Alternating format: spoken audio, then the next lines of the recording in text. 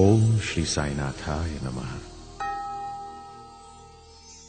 अध्याय 5।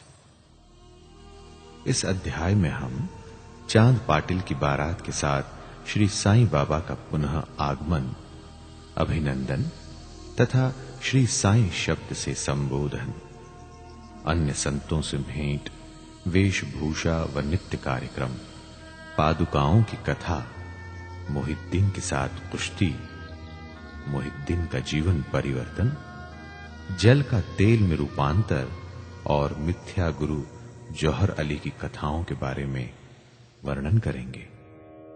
लौटे शिरडी बारात संग, बनी साईं पहचान, जल को बदला तेल में, हुआ पादुका स्थापन। जैसा गत अध्याय में कहा गया है, मैं अब श्री साईं बाबा के शिरडी से अंतर ध्यान होने के पश्चात उनका शिरडी में पुनः किस प्रकार आगमन हुआ, इसका वर्णन करूंगा। आइए श्री बाबा का चांद पाटिल की बारात के साथ पुनः आगमन कैसे हुआ, इस बारे में जानें। जिला औरंगाबाद के धूप गांव में चांद पाटिल नामक एक धनवान मुस्लिम रहते थे।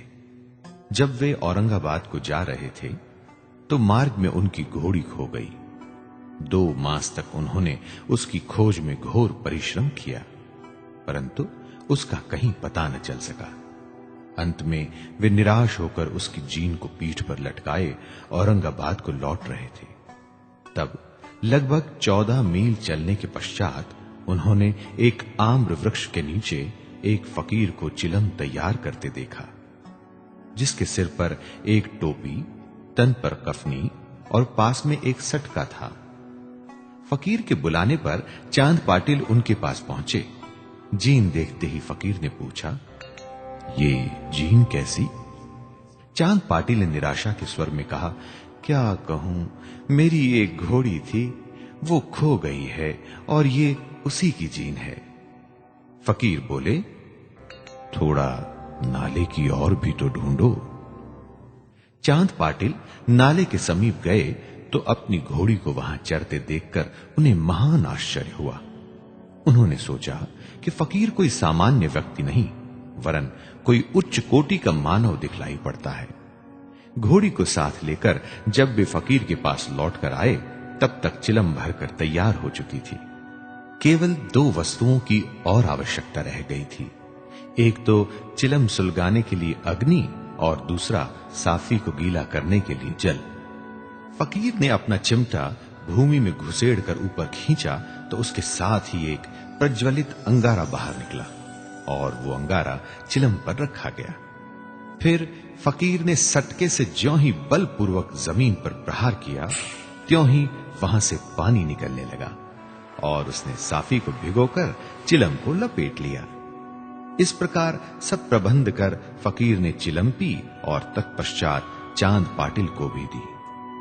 ये सब चमत्कार देखकर चांद पाटिल को बड़ा विस्मय हुआ। चांद पाटिल ने फकीर से अपने घर चलने का आग्रह किया। दूसरे दिन चांद पाटिल के साथ फकीर उनके घर चला गया और वहां कुछ समय तक रहा।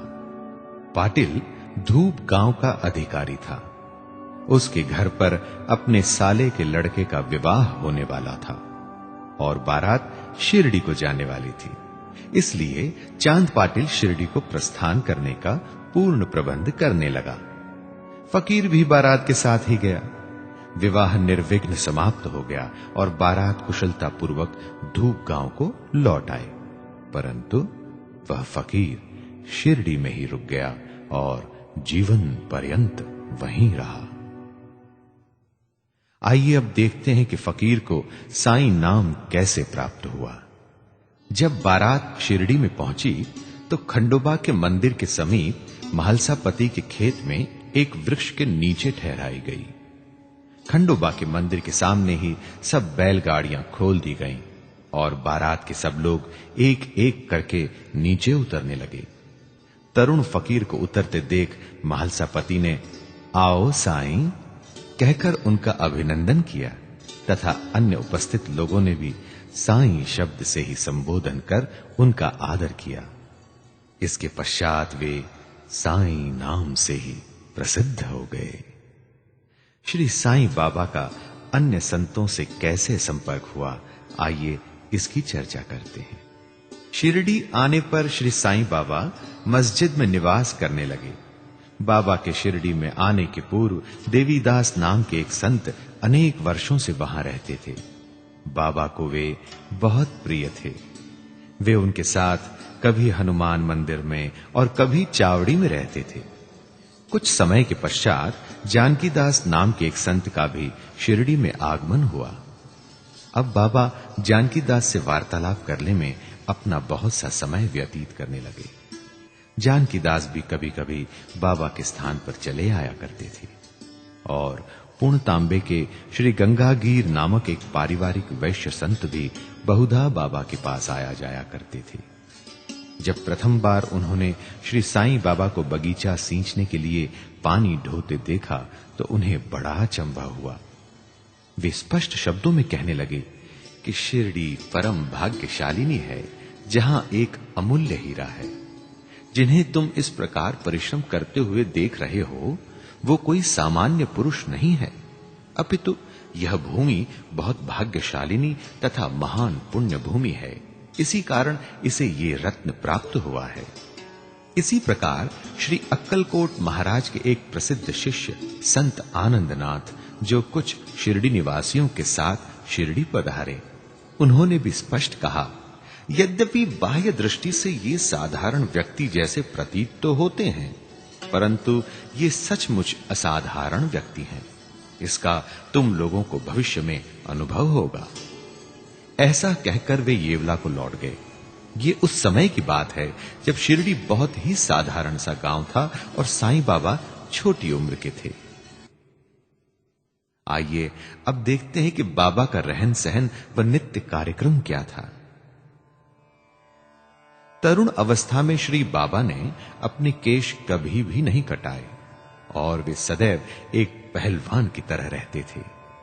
जब वे राहता जाते, जो कि शिरडी से 3 मील दूर है, तो वहां से वे गेंदा, जाई और जूही के पौधे मोल ले आया करते थे।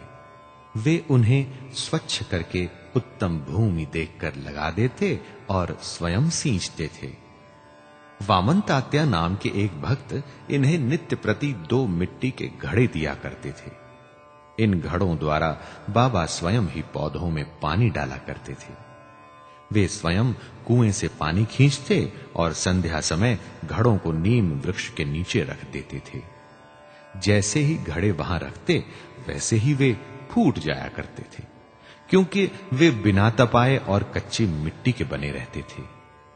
दूसरे दिन तात्या उन्हें फिर 2 नए घड़े दे दिया करते थे।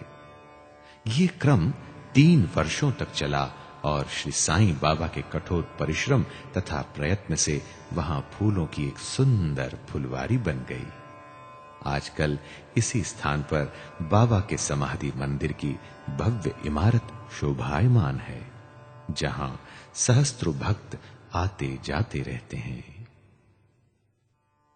आइए अब नीम वृक्ष के नीचे पादुकाओं की कथा का वर्णन सुने। श्री अक्कलकोट महाराज के एक भक्त, जिनका नाम भाई कृष्ण जी अली बागकर था, उनके चित्र का नित्य प्रति पूजन किया करते थे।